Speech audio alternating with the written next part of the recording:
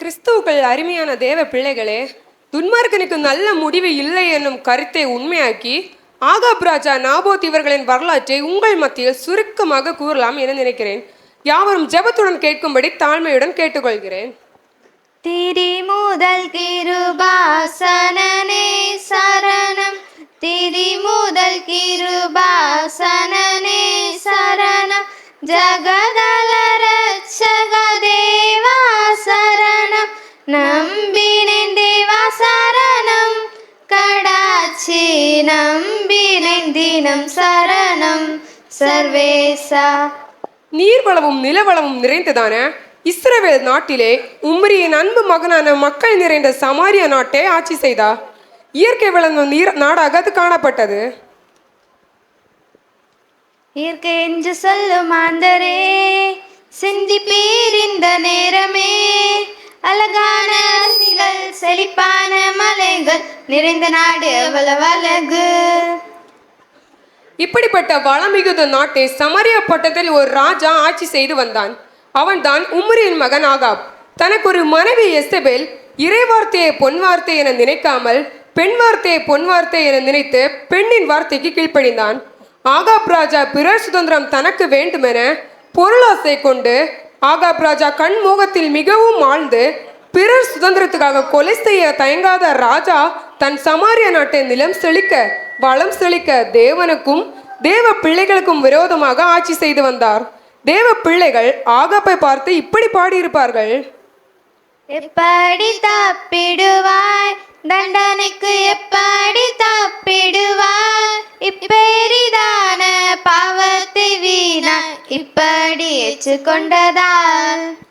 இந்த சமாரியாவிலே இஸ்ரேல் என்னும் இடத்தில் இறைபக்தியை உயிராக கொண்ட அருளே வடிவாக ஆவியின் கனிகள் 9 உடைய கற்பனைகள் 10க்கும் கீழ்ப்படிந்து தன் பிதாக்களின் சுதந்திரத்திற்காக உயிரையும் விட்டு கொடுக்க தயங்காத ஒருவனாகிய நாபோத் வாழ்ந்து வந்தான். அடக்கமே உயிராக, அன்பே வடிவாக, பொறுமை தாழ்மை இவற்றை அணிகலன்களாக கொண்ட நாபோத்துக்கு ஒரு திராட்சை தோட்டம் இருந்தது. அந்த திராட்சை தோட்டமோ ஆகாப் ராஜாவின் அரண்மனையின் அருகில் இருந்தது. இஸ்ரவேலூரினிலே அரண்மனை முன்னிடத்திலே நாபோத் தோட்டம் அதையே பார்த்து மகிழ வருமே. ஒரு நாள் ஆகாப் இஸ்ரவேல் நகர் நாபோத்தை அழைத்து வரும்படி தன் சேவகர்களிடம் கூறினான். அவர்கள் போய் நாபோத்தை அழைத்து வந்தார்கள். நாபோத் கட்டளைக்கு இணங்கி ராஜாவிடம் வந்து, ராஜாவே, தாங்கள் அழைத்த காரணம் என்ன என்று கேட்டான். ஆகாப் நாபோத்தை பார்த்து கூறுகிறான்: கெஞ்சி கெஞ்சி கேட்கிறேன் நாபோத்தே, வஞ்சகம் இல்லாமலே கொடுத்து விடு, ராஜ சொல்லை மறுக்காதே, ராணி முகத்தை வாட்டாதே, அஞ்சு பிஞ்சு காய்கள் அழகான அருவிகள் கண்முன் காண்கிறதே நாபோத்தே. நாபோத்தே, உன் திராட்சை தோட்டம் என் வீட்டின் அருகாமையில் இருக்கிறதே. ஆம் அரசே, அது அருகாமையில் இருக்கிறபடியால் எனக்கு கொடுத்து விடு. அதை பார்க்கலும் நல்ல திராட்சை தோட்டத்தை உனக்கு தருவேன், அல்லது உனக்கு வேண்டுமானால் அதற்குரிய விலையை கொடுக்கிறேன். நாபோத்தே சஞ்சலப்பட்டவனாக இருக்கிறான். சிந்திப்பீர் சிந்திப்பீர் காலங்களை சந்திப்பீர், பூர்வ பிதாக்களின் சுதந்திரமே இன்று பிரதானம். ராஜா மீண்டும் கேட்கிறான்: நீ ஏன் அமைதியாக நிற்கிறாய்? உனக்கு வேண்டுமானால் அதற்குரிய பணத்தை உனக்கு கொடுக்கிறேன் என கூறினான். பொன் வெள்ளியுமோ பெரும் கனி தோட்டமோ அதை நான் உனக்கு தருவேன், இந்த அழியாத தோட்டமோ வீட்டின் முன் அருகில் அருகில் இருக்கிறதே. நாபோத் சற்றும் தயங்காதவனாக கூறுகிறான்: நான் என் பிதாக்களின் சுதந்திரத்தை உமக்கு கொடாதபடி கர்த்தர் என்னை காப்பாராக.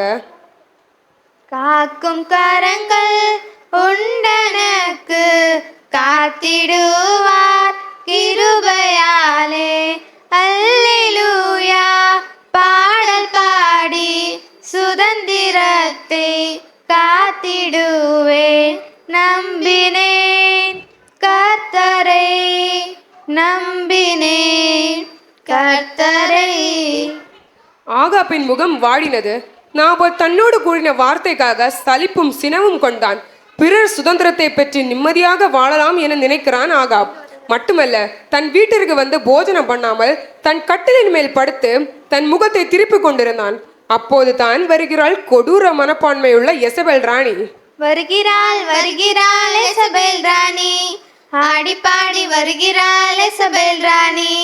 வருகிறாள் வருகிறாள் எசபெல் ராணி, ஆடி பாடி வருகிறாள் எசபெல் ராணி. ஆடி பாடி வந்தவள் ராஜாவின் துக்க முகத்தை கண்டு இவ்வாறு கேட்கிறாள். ராஜாவே, நீர் புசியாமலும் சலிப்பாகவும் மாறிவிட உன் வாழ்க்கையில் என்ன கூரை, அதை இப்போ கூறுவீரோ? கஷ்ட நஷ்டமிக வந்தால் இன்பமாக மாறும் அதுவும், வாழ்க்கையிலே என்ன கூற வாய் துறந்து சொல்லுவீரோ? நீர் போஜனம் பண்ணாதபடி உம்முடைய மனம் சலிப்பாக இருக்கிறது, காரணம் என்ன என்று கேட்கிறாள். அப்போது தான் இவன் எழும்புகிறான். வாழ்க்கையிலே தைரியம் இல்லாத ராஜா பெயர் மட்டும் ஆகாப். அவன் தன் மனைவியிடம் கூறுகிறான், நான் இஸ்ரவேலனாகிய நாபோத்துடன் பேசி உன் திராட்சை தோட்டத்தை விலக்கி கொடு, இல்லாவிட்டால் உனக்கு விருப்பப்படி வேறொரு தோட்டத்தை தருவேன் என்றேன். அதற்கு அவன், உனக்கு கொடுக்க மாட்டேன் என கூறினான். அப்போது அவள் கூறினாள், இஸ்ரவேலிலே நீர் ஆட்சி செய்பவரல்லோ, நீ எழுந்து புசித்து மகிழ்ந்து இரும். நான் உனக்கு கொடுப்பேன் தோட்டத்தை, நாபோத்தின் சுதந்திரத்தை உம் கையில். ராஜாவே, நீர் இப்போது இஸ்ரவேல் மேல் ராஜ்யபாரம் பண்ணுகிறவர் அல்லவா? நீர் எழுந்து போஜனம் பண்ணி மன மகிழ்ச்சியாயிரும். இஸ்ரவேலனாகிய நாபோத்தின் தோட்டத்தை நான் உனக்கு கொடுப்பேன் என்று கூறிவிட்டு அவள் ஆகாபின் பெயரால் நிருபங்களை எழுதி அவன் முத்திரையை அவர்களுக்கு போட்டு அந்த நிருபங்களை நாபோத்திற்கும் பட்டணத்தில் அவரோடு குடியிருக்கிற மூப்பரத்திற்கும் பெரியத்திற்கும் அனுப்பினாள். ஆகாபின் பெயரால் நிருபம் எழுதி அவன் முத்திரையை அதிலே போட்டு பட்டணத்தில் உள்ள பெரியோருக்கும் மூப்பர்களுக்கும் அதை அனுப்புவேன். அதில் எழுதியிருந்ததாவது, நீங்கள் உபவாசம் என கூறி நாபோத்தே ஜனத்தின் முன் நிறுத்தி தேவனையும் ராஜாவையும் தூஷித்தாய் என்று அவன் மேல் சாட்சியிடுங்கள். பேலியாளின் மக்களாக 2 பேரை அவனுக்கு எதிராக நிறுத்தி அவனை வெளியே கொண்டு போய் அவன் சாகும்படி அவன் கல்லறைங்கள் என்று எழுதினாள். நீங்கள் உபவாசம் என கூறி நாபோத்து ஜனத்தின் முன் நிறுத்தி தேவனையும் ராஜாவையும் தூஷித்தாய், எனவே நீ கொலைக்கு பாத்திரவான். இதை வாசித்த பட்டணத்து மூப்பர்களும் பெரியோர்களும் அப்படி உபவாசம் என கூறி பிரசித்தப்படுத்தி நாபோத்தை ஜனத்தின் முன் நிறுத்தினார்கள். பேலியாளின் மக்களாகிய 2 பேர் வந்து அவனுக்கு எதிராக பொய் குற்றம் சாட்டி பட்டணத்திற்கு வெளியே கொண்டு போனார்கள். பாபத்தின் கொடூரத்தை பார், பொதுகத்தின் முடிவினை பார். பரிதாபமாய் நாபோத்து கொலை செய்யப்படுகிறான். நாபோத் கொடூர மனமான் உள்ளவர்கள் கல்லெறிந்து கொஞ்சனர். நாபோத் இறந்தான் என்ற செய்தி எசபேலுக்கு அறிவிக்கப்பட்டது. அவள் உள்ள மகிழ்ந்து ஆடி பாடி ராஜாவிடத்தில் சென்று பாடுகிறாள். மகிழ்வோம் மகிழ்வோம் தினமாக மகிழ்வோம், திராட்சை தோட்டம் நம் சொந்தமானதே. இந்த தோட்டம் அதின் சொந்தக்காரனான நாபோத்தின் இறந்து போனான். ஆனந்தமே பரமானந்தமே, இது மாபெரும் பாக்கியமே. இந்த நாபோத்து இந்த தோட்டத்தை விட்டு இன்று இறந்து போனானே. என்ன சந்தோஷம்! ராஜாவே, நீர் எழுந்து நாபோத் உமக்கு விலைக்கு கொடுக்க மாட்டேன் என்று கூறின திராட்சை தோட்டத்தை எடுத்துக்கொள்ளும். அவன் உயிரோடில்லை, செத்து போனான். இனி கேட்பதற்கு யாரும் இல்லை. அவன் அவ்வாறு திராட்சை தோட்டம் சொந்தமாக எடுத்துக்கொள்ள போகிறான். அப்போது இவ்வாறு பாடிக்கொண்டே சொல்கிறான். பல நாளாய் காத்து வைத்த தோட்டம் இந்நாளில் சொந்தம் எனக்கு தான். தோட்டத்தின் ஆசை இப்பொழுது நிறைவேறும் என்று சிந்தித்தான். கர்த்தருடைய கண்கள் நீதிமான்கள் மேல் நோக்கமாய் இருக்கிறது என்ற வசனப்படி நாபோத்திற்கு சம்பவித்த துக்க நிகழ்ச்சியை அடக்க முடியாதவராக சினம் கொண்ட தேவன் தம் தாசனாகிய எலியாவை அழைக்கிறார். கர்த்தர் எலியாவிடம் கூறுகிறாள், எலியாவே, நீ எழுந்து ராஜாவாகிய ஆகாப் என்பவனை சந்தித்து நான் உனக்கு சொல்வதை அவனிடம் பேசும்படி செஞ்சிடுவாய். எலியாவின் கர்த்தரின் வார்த்தைக்கு இணங்கி ஆகாப்பின் அருகில் சென்று கேட்கிறான். உடனே ஆகாப், பகைஞனே, நீ என்னை கண்டுபிடித்தாயா? ஆம், கண்டுபிடித்தேன். கர்த்தரின் பார்வைக்கு பொல்லாப்பானதை செய்ய நீ உன்னை விற்று போட்டாய். நாபோத்தின் இரத்தத்தை நாய்கள் நக்கினது போல உன் இரத்தத்தையும் நாய்கள் நக்கும். நீ எனக்கு பாவம் உண்டாக்கினாய். இஸ்ரவேலை பாவம் செய்ய பணிந்தது நிமித்தம் உன்னுடைய குடும்பத்தை நேபாத்தின் குமாரனாகிய எஸ்ரேயாவின் குடும்பத்திற்கும் அகியாவின் குடும்பத்திற்கும் சமமாக்குவேன் என்று சொன்னார். எசபேலை குறித்து கர்த்தர் சொல்கிறதாவது, நாய்கள் எசபேலை இஸ்ரேலின் மதுரை அருகே தின்னும். சந்ததியை குறித்து கர்த்தர் சொல்கிறதாவது, பட்டணத்தில் எரிகிறவனை நாய்களும் வெளியே சாகிறவனை ஆகாயத்து பறவைகளும் தின்னும் என்றார்.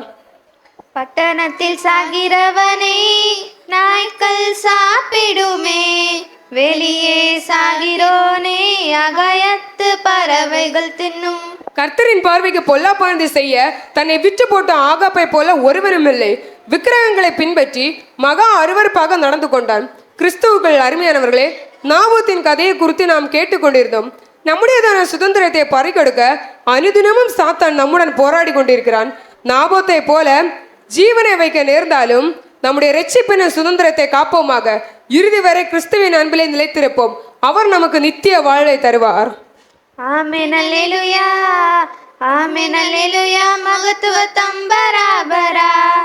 ஆமென், அல்லேலூயா, ஜெயம் ஜெயம் ஆனந்த ஸ்தோத்திரம்.